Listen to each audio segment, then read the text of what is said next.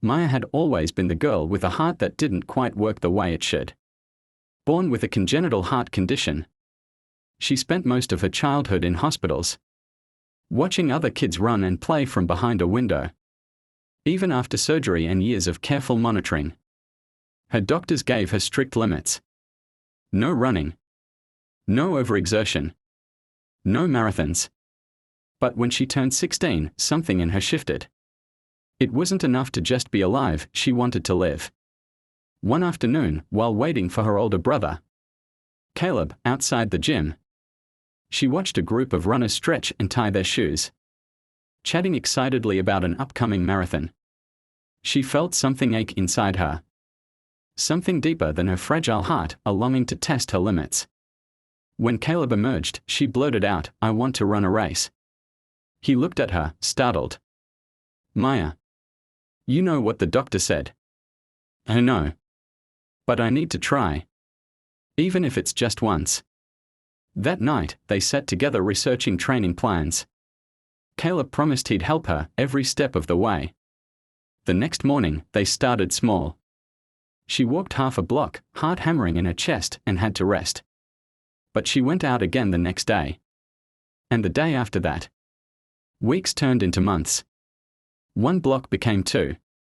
2 blocks became a mile. There were days she collapsed onto the couch, tears mixing with sweat, certain she would never be strong enough. But Caleb was always there, reminding her, it doesn't matter how slow you go. What matters is that you keep going. Finally, race day came. A crisp fall morning. Maya stood at the starting line, her number pinned to her shirt. All around her, seasoned runners stretched and jogged in place. She felt impossibly small. But she reminded herself, she wasn't here to prove anything to them. She was here to prove something to herself. The starting gun fired. She began at a gentle pace, focusing on her breath, 1 step at a time. For miles, she kept going, her heart fluttering but steady.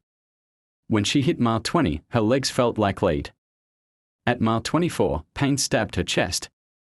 Her vision blurred. She staggered to the side, gasping for air.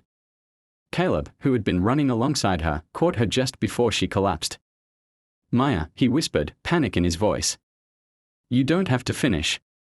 You've already done more than anyone ever believed." But through the pounding in her ears, she heard something else, cheering. Dozens of strangers were clapping, calling her name, telling her she was almost there. She lifted her head. The finish line was just 1 mile away. With Caleb holding her hand, she rose. 1 foot. Then the other.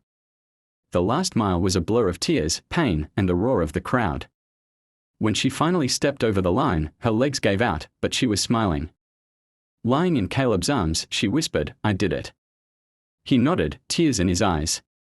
"Yeah. You did."